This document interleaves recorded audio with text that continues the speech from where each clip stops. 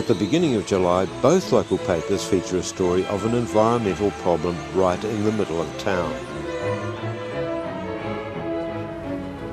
Back in 19th century London, when they held what was the first ever World Expo in a remarkable structure called the Crystal Palace, it became plagued with nesting sparrows, which soiled the exhibits below. When Queen Victoria asked the Duke of Wellington for a solution, he famously gave a two-word reply: "Sparrowhawks, ma'am." Now the District Council have found an equally ingenious answer to the problem of hordes of roosting birds fouling parked cars beneath the trees of Amahia Street. And a Daily Post front page photo reveals the contractor who has installed sprinklers to provide a damp and successful encouragement for the birds to move elsewhere.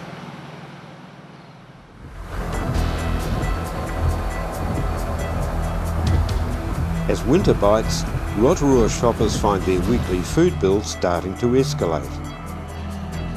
World dairy commodity prices are high and the value of the New Zealand dollar is low, so the country is having to pay more for milk products. Power prices are on the way up as well. A South Island drought has left its hydro lakes depleted for winter, and the wholesale prices for electricity are 5 times higher than this time last year. There are predictions of blackouts unless national consumption is reduced by 10%. July is always a particularly busy month on the district's dairy farms. Calving is getting into full swing. There are issues of pasture control and winter feed, and this year there is consternation at the accusation that dairy farmers are wrecking Rotorua's tourist industry. That it is poor effluent control causing much of the water quality problems in Rotorua's lakes. Some farmer representatives take exception to this view, pointing out that current monitoring by Environment Bay of Plenty is keeping local farmers on their toes. It's an issue that came up at Ian McLean's Water Quality Symposium earlier in the year. At the time, Environment Bay of Plenty was in the process of introducing something called Rule 11, which was designed to reduce the outflow of nutrients into waterways. And it affected particularly dairy farmers. And it meant that it wouldn't be possible, once the rule came into place, for land to be converted from sheep to dairy or from forest to dairy, nor was it possible for dairy farmers to massively intensify their operations. And this met strong opposition. Some of that opposition came from the District Council, who considered that the water quality problem was many decades in the making, probably beyond correcting, and they wanted Rule 11 scrapped. The mayor at the time said people should stop making a fuss about the lakes. It was time to move on.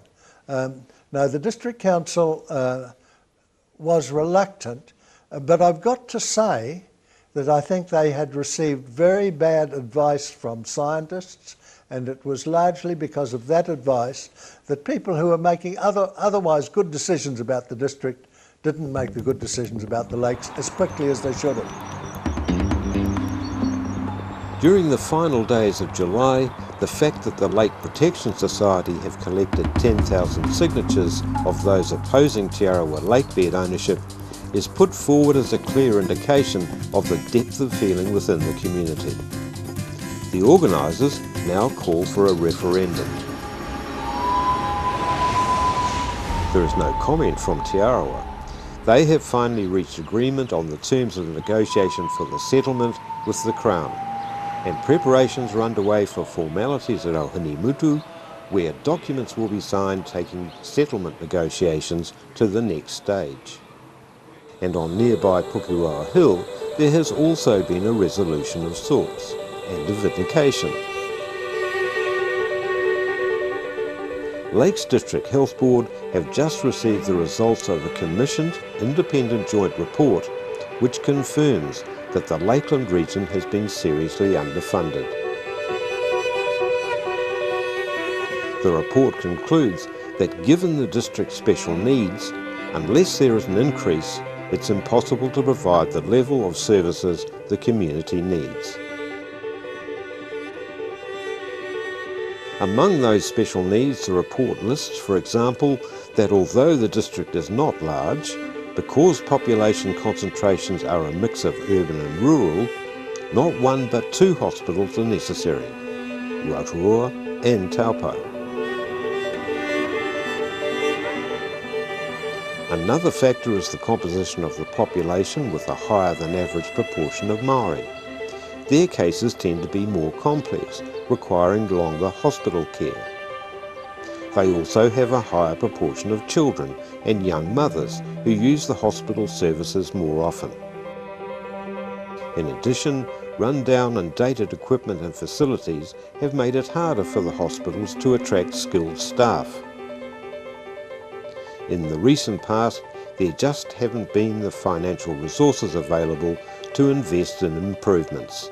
That was definitely a watershed time for us and helped us to understand where we were at as an organisation across all of our performance factors, including the financial, but service delivery, quality, etc. as well, and the monitoring and measures. And it did then provide a very, very strong platform for going forward. So it did become a touchstone really for us and for that new board coming in. By August 2001, Air New Zealand's Rotorua service has made up the shortfall in flights and seating. Although, as feared, the lack of competition means standard airfares are growing ever more expensive. A return trip to Christchurch is now $499, almost the same as a Trans-Tasman journey. At the International Stadium, they are gearing up to host First Division NPC rugby. Out of a season of 10 games to be played by the newly promoted Bay of Plenty team, 4 will be played in Rotorua. The last time First Division games were played here was 1991. The team's first match is in Wellington. Right from the start, the tantalised Bay of Plenty Steamers were keen to show why they're back in First Division. While the Norm Hewitt-led Lions lineup looked lethal, there's a feeling among the Bay of Plenty fans that last year's NPC champions may this year be a Wellington ripe for the plucking. Leading out the tantalised Steamers for their 2001 NPC debut is a new captain, Mark Whedon, at the head of a team that is very much a mix of the experienced and new talent. The opening minute, and from the scrum, Todd Blythe shows his speed to make the save under pressure. 3 minutes in and the Bay forwards are ahead of the kicked ball. Dave Howell goes for the penalty, but the ball drifts away to the left. Now the Steamers are on attack. The ball comes out and moves wide. Sam Harler is there to make the touchdown. The Glenn Jackson conversion puts the Bay ahead early at 7-0. With only 11 minutes gone, Bay of Plenty have had a staggering 80% of possession, and Chris Believe is learning some realties about playing First Division. Wellington on attack now. Another penalty attempt from Dave Howell. The score 7 points to 3. Into the second half with a fired up Wellington on the comeback trail. Early on, another penalty comes the Holwell way, and minutes later, and the heat really comes on. With a Bay line under threat, the ball comes out Wellington's way with numbers out wide.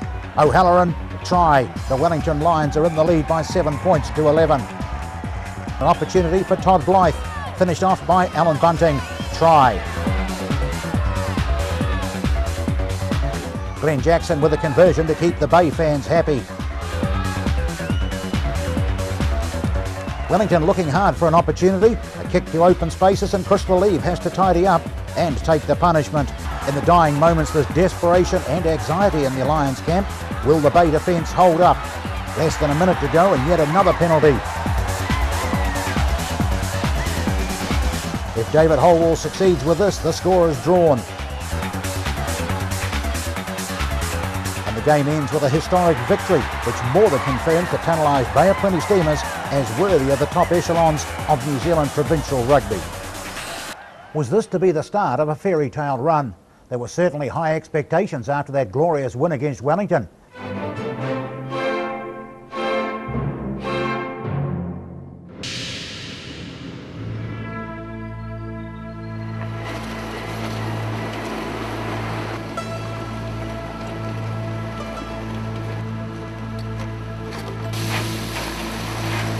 As work on the Tauranga Direct Road progresses slowly in winter weather, the Rotorua District Council unveils plans to revamp Main Street Nongataha, ahead of expected increases in traffic to Tauranga and a local growth brought about by an increase in land subdivision and lifestyle blocks.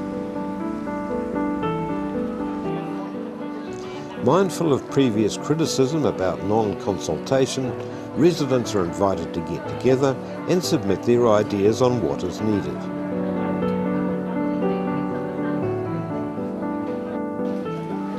Nongataha is also starting to see the fruits of streambed planting, begun back in 1999. Locally, beautification work along much of the Nongataha stream is a special feature of this year's Conservation Week. It's an example of work being carried out along many of the district's waterways, encouraged by an Environment Bay of Plenty Enhancement Fund.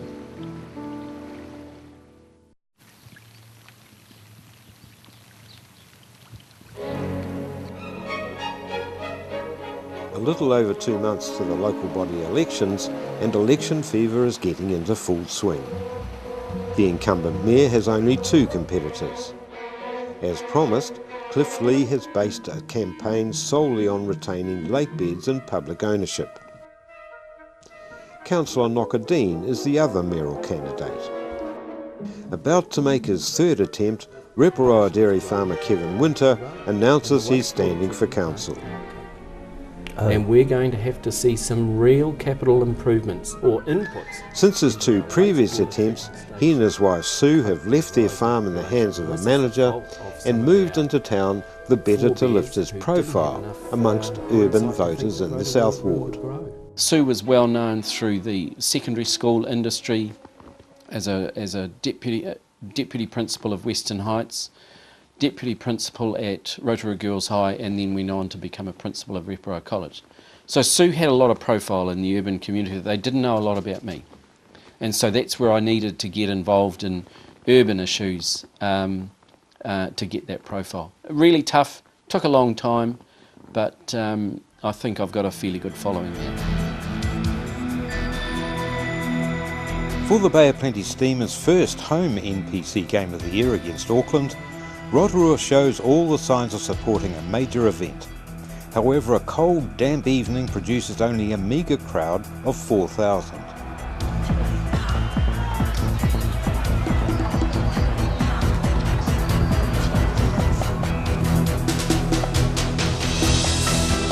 Despite playing one of the competition's top teams, the final score of 6-10 is a defeat by a much narrower margin than many expected, buoying hopes for the rest of the season.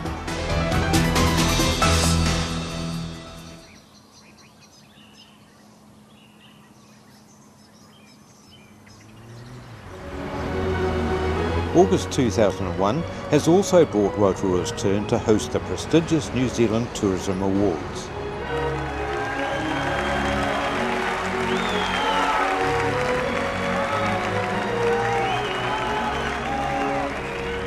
During the evening, special recognition is given to Dorothy Mihinui, Guide Bubbles, one of local tourism's most enduring figures.